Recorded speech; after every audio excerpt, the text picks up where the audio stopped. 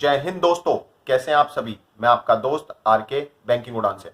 मैं अभी कवर करने वाला हूं आरबीआई फंक्शंस, जिसमें हमने लास्ट वीडियो में आरबीआई के कुछ फंक्शंस कवर किए थे। बहुत ब्रीफ में कवर किए थे कि कैसे मॉनेटरी अथॉरिटी आती है, रेगुलेटरी अथॉरिटी आती है, सुपरवाइजिंग अथॉरिटी आती है आरबीआई के पास under the act 1934 and BR act 1949।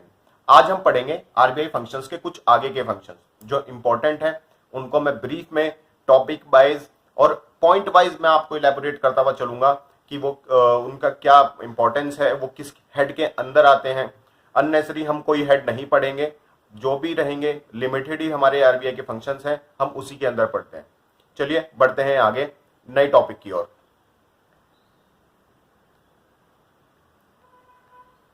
अभी तक हमने कवर किया था मॉनेटरी अथॉरिटी क्या है, कैसे सीआरआर, एमपीसी और की टूल्स जो हैं, जैसे आरबीआई अपने उसमें फॉलो करके इन्फ्लेशन को रोकता है। इन सारी चीजों को जो करता है आरबीआई कैसे फॉलो कर रहा है कि मॉनेटरी अथॉरिटी में हम आगे एमपीसी भी पढ़ेंगे और पूरी मॉनेटरी जो पॉलिसी है, मैं इस फंक्शंस के बाद मैं पूरी कंप्लीट वीडियो लेके आ रहा हूँ, पूरी ब्रीफ में वीडियो लेके आ रहा हूँ। इसके बाद हमने कवर किया था दूसरा function, regulator and supervisor of financial system, जिसके अंदर हमने कवर किए थे डिपार्टमेंट ऑफ बैंकिंग सुपरविजन, जैसा जो हमारा डीबीओडी था और कैसे डीबीएस के अंदर आया। दूसरा जो हमारा एनबीएफसीज के लिए सुपरविजन अलग करी गई, डीबीएस और डीएनबीएस, और कैसे वो बीएफएस के अंदर रेगुलेटर हुआ। उसके बाद हमने ऑन साइट इंस्पेक्शन देखा। उसके बाद हमने ऑफ साइट मॉनिटरिंग, जिसे ऑफ साइट सर्विलेंस भी कहते हैं, कॉर्पोरेट गवर्नेंस देखा, जिसके अंदर हमने ऑडिटर्स के लिए बात करी, कैसे ऑडिटर्स होंगे, एएफआई क्या होगा। तीसरा इनिशिएटिव और डायरेक्शंस जो आरबीआई इशू करता है बैंकों के लिए, वो क्या थे। कोर प्रिंसिपल्स जो बैंकिंग के लिए सेट किए गए आरबीआई के द्वारा, वो सारी चीजें हमने अभी कवर करी है। तीसरा जो सुपरवाइजर और फाइनेंशियल इंस्टीट्यूशंस के लिए आरबीआई को हमने पावर दी थी, और वो कैसे ये इस चीज को इंप्लीमेंट कर रहा था, क्या इसके ऑब्जेक्टिव से, वो हमने लास्ट वीडियो में कवर करी है। प्लीज जाके उसको अभी तक देखिए, अगर नहीं देखा है तो जाके देखिए, जिसका आरबीआई फंक्शंस पार्ट 1 के नाम से होगा। अब बढ़ते हैं हम आगे, और जिसको हम ब्रीफ में कवर करेंगे, इश्यूअर ऑफ करेंसी। आरबीआई को जब हमने इंडिया में बात उठी कि रॉयल कमीशन एक्ट आना चाहिए, हिल्टन यंग कमीशन का एक्ट आया, तो उसमें भी कुछ हमने राइट्स दिए थे कि इंपीरियल बैंक ऑफ इंडिया से जो नोट प्रिंटिंग था उसके राइट्स लेके आरबीआई को दिए गए।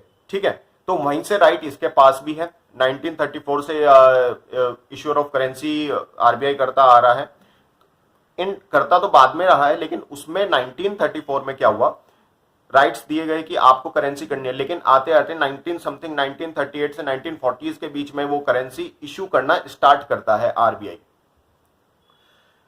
और जो इसका मेन पार्ट रहता है, issues, exchange and destroy currency notes as well as put into circulation coins minted by government of India. और मेन ऑब्जेक्टिव इसका था to give public educate quantity of supply of currency notes and coins in a good quality. इसमें हम inflation को थोड़ा side में रखेंगे, हम सिर्फ और सिर्फ बात करेंगे करेंसी के ऊपर। इसमें करेंसी का मैं स्पेशल एक अलग टॉपिक भी लेके आऊंगा, जिसमें हम करेंसी के जो 100 का नोट है, 10 का नोट है, 20 का नोट है, उसके पीछे क्या क्या इमेज है और वो उनकी जो इंट्रिंसिक वैल्यू क्या होती है, ये सब मैं एक अलग टॉपिक कवर करूंगा करेंसीज के नाम से।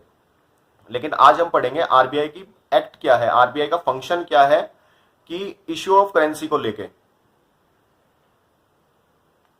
इश्यू ऑफ करेंसी आरबीआई का फंक्शन है, तो इसके अंदर एक आरबीआई ने पर्टिकुलर डिपार्टमेंट बना रखा है। मैंने बताया था हर चीज के लिए, हर फंक्शंस के लिए आरबीआई का खुद का एक डिपार्टमेंट है। इसका भी एक डिपार्टमेंट ऑफ करेंसी मैनेजमेंट, जिसे हम डीसीएम बोलते हैं, department of currency management.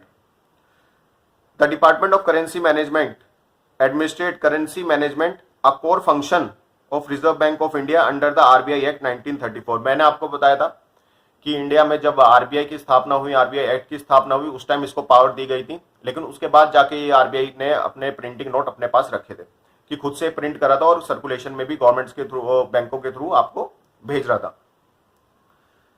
Issue of currency notes and coins, withdrawal of unfit notes and circulation. कभी आपके पास कोई बोलता है ना कि आपके कोई फटे नोट हैं, कोई मतलब एक नोट है जिसके दो हिस्से हो गए, आप ब्रांच में जाइए, नियर बाई बैंक में जाइए, वहां पे जाके उसके बदले कोई नया नोट ले लीजिए। तो उन अमाउंट का करेंसी का होता क्या है, सपोज आपका नोट 70% कटा है, उसकी वैल्यू क्या मिलेगी आपको, 50% का 60% का है, उसकी वैल्यू क्या मिलेगी। तो इन सारी वैल्यूज के कुछ बदले, 100 रुपए का नोट है, मान लो वो आधा कटा है, टू बीच में से फट गया है, उसकी वैल्यू क्या मिलेगी, ये सारे बैंक को गाइडलाइंस दी जाती है under the clean note policy. ठीक है, क्लीन नोट पॉलिसी भी हम कवर करेंगे।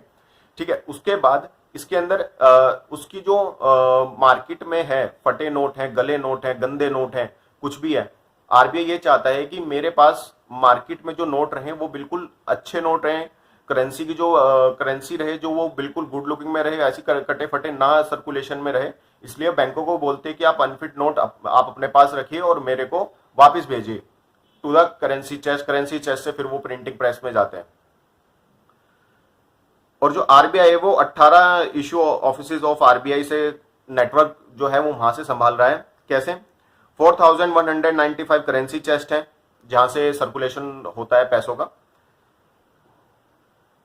488 रिपोजिटरीज हैं और 3562 स्मॉल कॉइन डिपॉट्स हैं जहां से कॉइन्स की बंडल आते हैं। कॉइन्स कभी 10-15 नहीं आते, पूरा पैकेट आता है और पैकेट काफी बड़ा होता है। इतनी बड़ी क्वांटिटी में पैकेट आ रहा होता है आपके पास, उसमें 5 के ही सिक्के होंगे, 10 के सिक्के होंगे, या 20 का होगा या 5 का होगा, इतनी बड़ी क्वांटिटी में ही वैल्यू आती है। Currency infrastructure is managed by banks, government treasurers. अब आरबीआई ने तो नोट प्रिंटिंग करेगा, आरबीआई नोट प्रिंटिंग करेगा, अपने करेंसी चेस्ट में दे देता है। करेंसी चेस्ट से वो सर्कुलेशन में कैसे आएगा आपके पास करेंसी? आपके पास जो फ्रेश करेंसी है, आप कई बार बोलते हो शादी है भाई हमारे घर में और हमें 10 का बंडल चाहिए, 20 का बंडल चाहिए, वो फ्रेश करेंसी है, वो कहां से आएगी? वो बैंकों से ही, with the medium of banks RBI is circulating money, fresh currency into the market. बैंकों के माध्यम से ही आपके पास पैसा आ रहा है और आगे भी आएगा। डीसीएम के खुद के कुछ फंक्शंस हैं, डिपार्टमेंट ऑफ करेंसी मैनेजमेंट। अब पढ़ते हैं उनको डिटेल्ड में। डिजाइनिंग ऑफ बैंक नोट्स, अभी आरबीआई कुछ सीरीज भी थी, उसके अंदर भी बहुत अच्छे से बताया गया था कि हम डिजाइनिंग कैसे करते हैं। ठीक है, डिजाइनिंग ऑफ बैंक नोट्स, 200 का नोट कैसा होगा, 500 का नया नोट कैसा होगा, 100 का नोट नया कैसा होगा, 20 का कैसा होगा, 50 का कैसा होगा। डिजाइनिंग ऑफ बैंक नोट्स, ताकि वो एक आरबीआई के लिए बेनिफिट भी रहे और मार्केट में जो काउंटरफिट नोट्स हैं, जो नकली नोट्स हैं, वो ना सर्कुलेट हो, टाइम टू टाइम हम चेंज भी करते रहें। Forecasting demand of notes and coins, बैंकों से एनालाइज करना कि बैंक एक्चुअली इंटेंट डालते हैं कि हमें इतनी करेंसी चाहिए, उससे उनको थोड़ा आइडिया मिलता है कि बैंकों में डिमांड कितनी है करेंसी की, एक नोट की डिमांड कितनी है, एक कॉइन्स की डिमांड कितनी है। आपको अगर कभी करेंसी चाहिए, आप नियर बाय बैंक में जाइए, उनके ब्रांच मैनेजर से बोलिए कि मुझे ये करेंसी चाहिए, तो वो मना नहीं करेंगे, कि वो बोल सकते हैं कि अभी नहीं है लेकिन आएगी तो हम आपको जरूर देंगे। तो इसके लिए जैसे वो बोलेंगे कि आपने बोला कि मेरे को चाहिए, तो मेरे को पता लगा ना, बीइंग अ ब्रांच मैनेजर, मैं मेरे को पता लग गया कि इतने की डिमांड है, इतनी करेंसी की डिमांड है, मैं करेंसी चेस्ट को बोलूंगा कि मेरे यहाँ पे इतनी डिमांड है, वो एक तरीके से एनालाइज कर लेंगे कि भाई इतनी डिमांड इस बंडल की है, इतनी डिमांड इस बंडल की है। तो वो जो डेटा है वो आगे भेजते हैं आरबीआई में। आरबीआई वहां से करेंसी चेस्ट में आता है, करेंसी चेस्ट से आरबीआई के चेस्ट में जाता है, जहां से करेंसी सर्कुलेट होती है करेंसी चेस्ट में। करेंसी चेस्ट एक स्मॉल हब होता है। एक मैं आपको करेंसी चेस्ट के बारे में बता देता हूं। करेंसी चेस्ट क्या होता है, आपके कुछ बैंकों को लेके, सपोज आपके एक एरिया लेते हैं, एक छोटा सा सिटी लेते हैं, वहां पे 50 बैंक है, तो वहां पे एक या दो करेंसी चेस्ट हो जाएंगी, जिस करेंसी चेस्ट से सारा पैसा रेगुलेट होगा। आपके पास एक्स्ट्रा कैश है तो वो भी वहां से डिपॉजिट, आपको वैन जो आएगी उसमें डिपॉजिट करना होता है, वैन वहां से लेके चली जाएगी वापस करेंसी चेस्ट में। एक्सेस अमाउंट ऑफ फंड भी नहीं आप अपने पास रख सकते एक ब्रांच के अंदर, ठीक है, ताकि एक फॉर अ सेफ्टी पर्पस, और दूसरा उससे डिमांड भी और सर्कुलेशन ऑफ जितना फंड मार्केट में रहेगा, जितना कैश मार्केट में रहेगा, उसका सर्कुलेशन भी बढ़ा रहेगा। It's good for economy also. तो आरबीआई कुछ रूल्स हैं इस चीज में भी। तो वो जो चेस्ट होता है वो एक हब होता है करेंसी का, उसके अंदर ही सारा कैश वहीं से ही सर्कुलेट होगा। सपोज किसी ब्रांच को कुछ और डिमांड है, किसी ब्रांच को, तो पैसा आया गया, आया और गया, एक पूल तरीके से, पूल ऑफ करेंसी के तरीके से काम करेगा। Ensure smooth distribution of bank notes and coins through the country, retrieval of unfit notes and uncurrent coins from the circulation. कुछ कॉइन्स जो बंद हो गए हैं उन्हें मार्केट से हटाना, ठीक है। दूसरी चीज, जो कटे फटे नोट हैं उनको मार्केट से हटा के एक फ्रेश, उसकी जगह 50 का नोट है वो फट गया है, उसकी कोई वैल्यू नहीं रहेगी, लेकिन अगर आप ब्रांच में जाओगे, बैंक में दोगे तो उसके 50 के 50 वैल्यू मिलेगी। आप वो 50 का नोट वापस, बैंक उसको 50 के नोट को वापस लेगा और सीधा आरबीआई को भेजेगा as in a term of unfit note. Unfit note में वो जाएगा वापस जाके आरबीआई उस चेक करेगी वेदर जेन्युइन और नोट, ऐसे सब कुछ चेक होगा। उसके बाद उसी नंबर सीरीज में एक नया जो नोट है वो प्रिंट हो जाएगा और वापस मार्केट में सर्कुलेट हो जाएगा, ठीक है। Ensuring the integrity of banknotes, administrating the RBI note refund rules, reviewing, rationalizing the work system procedure at the issue of office and ongoing basis। इन तीनों पॉइंट्स में जो करेंसी है, करेंसी की इंटीग्रिटी मतलब एक तरीके से करेंसी के जेन्युइननेस, करेंसी की पावर बनी रहे। दूसरी चीज, reviewing, rationalizing the work system procedure at the issue office and ongoing basis। DCM का काम यह भी होता है कि जो करेंसी चेस्ट है क्या वो काम सही से कर रही है, flow of money from the printing press to currency chest क्या वो सही है, और करेंसी चेस्ट से आगे बैंकों को जो सप्लाई में हो रहा है क्या वो सही से काम कर रहा है नहीं कर रहा। ये सारा फंक्शन जो है वो डीसीएम करती है, यानी कि आरबीआई करता है। Dissemination of currency related matter to the general public. जो भी करेंसी रिलेटेड इंफॉर्मेशन है वो मार्केट में जनरल पब्लिक तक जरूर पहुंचे। कोई फेक नोट है उसकी जो नॉलेज है वो मार्केट में जनरल पब्लिक तक जरूर पहुंचे। ये सारे फंक्शंस जो थे वो आरबीआई संभाल रहा था। आरबीआई ने अलग डिपार्टमेंट बनाया डीसीएम, डीसीएम के अंदर ये सारे फंक्शंस थे, ठीक है। तो कभी डीसीएम के बारे में पूछे तो उसको भी अपने को बताना है कि डीसीएम का मतलब फुल फॉर्म क्या है, डिपार्टमेंट ऑफ करेंसी मैनेजमेंट, ठीक है। तो ये थे जो फंक्शंस थे, ये डीसीएम के फंक्शंस थे, दैट मींस कि वो आरबीआई के फंक्शंस थे। अब बढ़ते हैं आगे। अभी तक हमने देखा कि करेंसी भी अपने यहां पे दो तरीके से प्रिंट हो रही थी, बीआरबी एमपेन और एसपीएमसीआईएल। ये दो डिपार्टमेंट हैं जो प्रिंटिंग कर रहे हैं, इश्यू ऑफ करेंसी करते हैं। कैसे? To printing press BRB NMPL, ये कौन मैनेज करता है? आरबीआई, ठीक है, आरबीआई।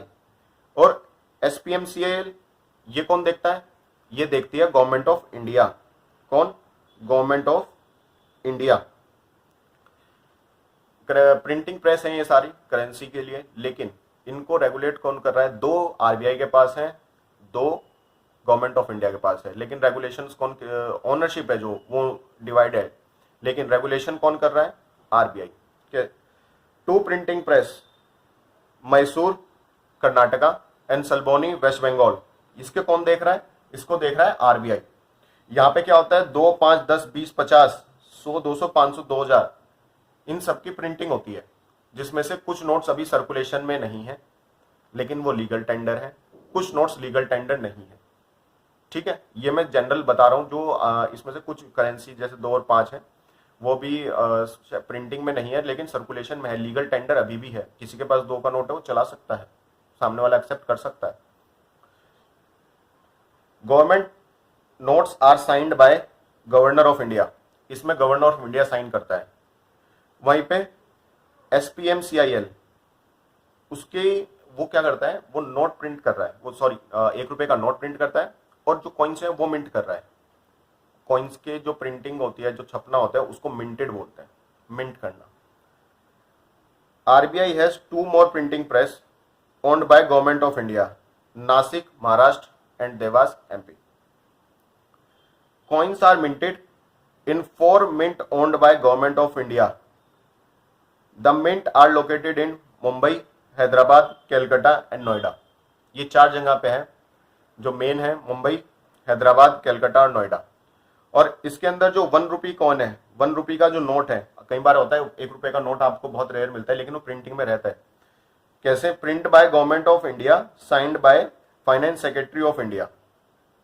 ये कई बार क्वेश्चंस पूछा गया है, कई बार पूछा गया है इसके लिए कि जो 1 रुपये रहता है उसको कौन मतलब साइन करता है, दूसरा कौन उसके जो सिग्नेचर के साथ साथ कौन उसको ऑन करता है, तो आरबीआई या गवर्नमेंट ऑफ इंडिया। तो गवर्नमेंट ऑफ इंडिया। जो टिपिकल टाइप्स है ना, जहाँ पे एक कुछ चीज फ्लिप हो रही है, तो वो ऐसे क्वेश्चंस एग्जाम से बहुत पूछे जाते हैं, आगे पूछे जाएंगे और अभी भी पूछे जा रहे हैं। अब बढ़ रहे हैं हम आगे। Development role. आरबीआई को पावर दी गई कि भाई डेवलपमेंट भी कीजिए, हमारे यहाँ कुछ स्कीम्स हैं उनको इम्प्लीमेंट कीजिए, जो एक लोअर सेक्टर है उसको अपलिफ्टमेंट में मदद करिए हमारी। तो आरबीआई इसमें भी कुछ अपने रोल फंक्शंस निभाता है। कैसे? Development role performs a wide range of promotional functions to support the national objective. जो गवर्नमेंट के ऑब्जेक्टिव्स हैं उनको फुलफिल करने के लिए। पहला, financial inclusion. RBI promotes access to formal financial service for understanding undeserved populations and rural area. मैं गांव दराज में एरिया में रहता हूं, पुराने पिछड़े वर्ग एरिया में रहता हूं, जहां पे कनेक्टिविटी इतनी अच्छी नहीं है, फाइनेंशियल सर्विस पब्लिक इतने पढ़ी लिखी नहीं है। तो आरबीआई का ये एक फंक्शन भी है, आरबीआई का एक कर्तव्य भी है ये कि वो फाइनेंशियल इंक्लूजन के लिए रूरल में ब्रांचेस सेटअप करता है, ताकि जनरल पब्लिक तक जो एक रूरल एरिया है और एक तरीके से अनडिजर्व पॉपुलेशन जो है उसको एक बैंकिंग एक्सेस मिले, वो एक मार्केट में अपडेट रहे, फाइनेंशियल अपडेट रहे, उसको पता हो कि बैंक कैसे बैंक में क्या होता है, कैसे हम पेमेंट कर सकते हैं, कैसे डिपॉजिट होता है, इन सब की जानकारी उसको हो। उसके लिए आरबीआई बहुत जो है रूल्स भी लेके आता है। जो कोई नई ब्रांच ओपन होती है उसमें आरबीआई कुछ सेट भी करता है कि आपको इतनी रूरल एरिया में ओपन करनी है, इतनी एक अर्बन एरिया में ओपन करनी है, इतनी सेमी अर्बन एरिया में आपको ब्रांच ओपन करनी होती है। Priority sector lending.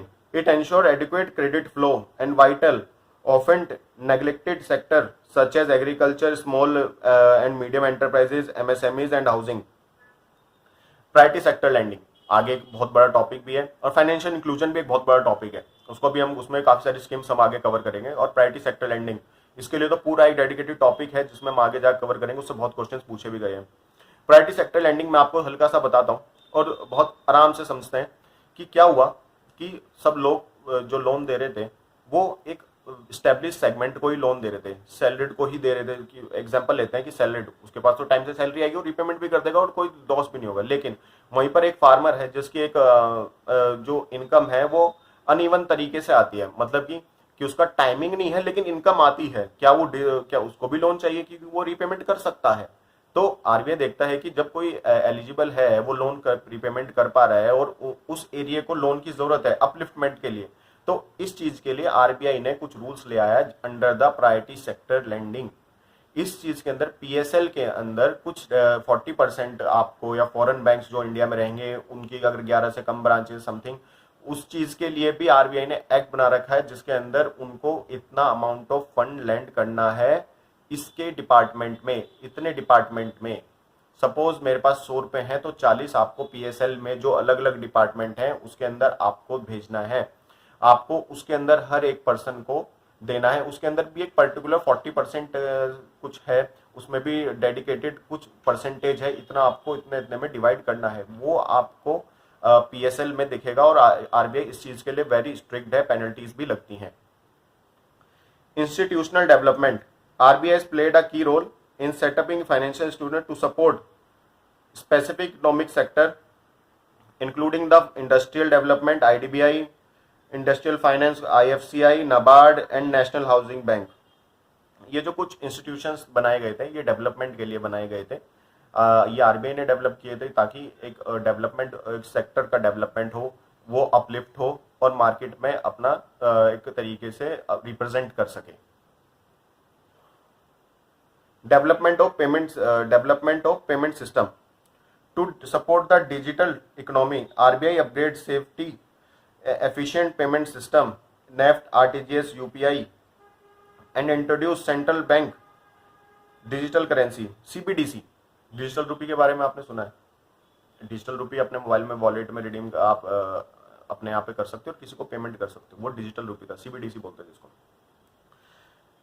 Development of finance payment system, market में जो काफी जो महंगे कॉस्ट पेमेंट सिस्टम थे उनको एक एफिशिएंट रूप से जनरल पब्लिक के लिए कॉस्ट इफेक्टिव रूप में देना, ठीक है, सस्ते में प्रोवाइड करना। दूसरी चीज वो एक जनरल पब्लिक उसको एक्सेस कर सके, ईज रहे, इस चीज के लिए उन्होंने यूपीआई डेवलप कर दिया ताकि पेमेंट्स में ईज रहे, कस्टमर ज्यादा हेडेक ना फील हो, ठीक है। Financial literacy and consumer protection, RBI rules campaign educate public on banking and safe digital transaction. In addition to operate integrated ombudsman scheme 2021 for grievance redressal. Safety, public safety बहुत important है, और financial literacy भी। आपको पता हो RBI की booklets आती हैं, काफी 2-3 बुकलेट्स आते हैं जिसमें उनकी कुछ कार्टूनिस्टिक रहता है जिसमें वो बताते हैं कि कौन कौन से मार्केट में फ्रॉड है, 40 frauds in 40 tricks of theft, ऐसे करके बहुत सारी आती हैं जिसमें आरबीआई अपडेट करता है जनरल पब्लिक को कौन कौन से मार्केट में नए नए फ्रॉड आ रहे हैं और जिनसे आपको सावधान रहना है। कंज्यूमर प्रोटेक्शन, आरबीआई ने हमारे ग्रीवियंस रेड्रेसल बना रखा है, बैंकिंग ओम्बड्समैन में। अगर आपको बैंकिंग से कुछ शिकायत है तो उसमें भी कंज्यूमर प्रोटेक्शन में आप कंप्लेन कर सकते हैं आरबीआई को बैंकिंग ओम्बड्समैन में, जिसमें आपकी जो अगर बैंक रिस्पॉन्स सही से नहीं कर रहा या बैंक रिवर्ट ढंग से नहीं कर रहा तो उसकी 2021 एक्ट है, बैंकिंग एंड ओम्बड्समैन एक्ट 2020, ये शायद 2021 है, जहां पे आपकी जो कमी है वो सुनी जाती है और आपको बताया जाता है। Support of industrial and agriculture finance through the specialised institution policy directives, RBI helps bridge gap between long term and medium term finance to industrial and agriculture growth. हमारे यहाँ की पॉपुलेशन एग्रीकल्चर पे काफी डिपेंड है, 50% समाउ। तो उस चीज के लिए क्या हुआ, आरबीआई की मेन फोकस एग्रीकल्चर भी थी, तो हर बैंकों में एक एग्री करके अलग डिपार्टमेंट बना भी दिया गया है और कमर्शियल तरीके से। लेकिन इसके अंदर क्या था कि इसमें जो एग्रीकल्चर डिपार्टमेंट, एग्रीकल्चर जो हमारा सेक्टर है उसको अपलिफ्ट करने के लिए अलग अलग तरीके से लोन निकालना, उनके बेनिफिट में लोन निकालना ताकि उनको कोई दिक्कत ना हो, उनको लोन इजी तरीके से मिल जाए, उनका बेनिफिट हो जाए। दूसरी चीज इंडस्ट्रियल डेवलपमेंट के लिए भी, इंडस्ट्रीज में एमएसएमईज के लिए लोन्स देना, सीजीटी एमएससी तरीके से लोन देना, ये सारे जो लोन्स हैं पब्लिक को मिलते रहे और टाइम टू टाइम मिलते रहे। Development of financial market, RBI foster growth of money, foreign exchange, government securities market to improve liquidity and efficiency. Development of financial market, market में एक तरीके से आपका जो करेंसी है वो सर्कुलेट अच्छे से हो, फॉरेन एक्सचेंज जो रहे वो ठीक रहे, गवर्नमेंट की जो सिक्योरिटीज है वो अच्छे से ट्रेड हो, ड्यू टू मनी सप्लाई जो हम आगे जाके एमपीसी में पढ़ेंगे इन्फ्लेशन को रोकने के लिए, उसके लिए भी डेवलपमेंट के लिए भी फाइनेंशियल मार्केट जो आप share market, secondary market, capital market जो आप ट्रेड करते हो उसमें भी बेनिफिट, उसमें भी न्यू इनोवेशन आए तो वो भी सजेस्ट करे। इन सब चीजों में आरबीआई अपना क्रूशियल रोल निभाता है। अब बढ़ते हैं आगे, regulator and supervisor of payments and settlement system, PSS payments and settlement system introduce and upgrade safe and efficient mode of payment system in country to meet the requirement of public at large, ये इसका functions था। दूसरा, maintain public confidence in payments and settlement system, NEFT, RTGS, IFT, fund transfer, UPI, इन सब की चीजों के बारे में इसमें आरबीआई को पावर दी गई कि आप इसमें रूल बनाएंगे और फंक्शंस, आरबीआई का फंक्शन है ये भी कि आरबीआई रूल्स बनाता है, इसमें आपको सजेस्ट करता है जनरल पब्लिक के लिए सेफ्टी और सेफ्टी का ध्यान रखते हुए और कॉस्ट इफेक्टिव तरीके से एक जनरल पब्लिक को एक पेमेंट करने का मोड दे ताकि उसका कॉन्फिडेंस भी बना रहे और सेफ्टी भी रहे। Payments and settlement system, the reserve bank of India is soul authority of regulation and supervision of payments and settlement system in India, PSS.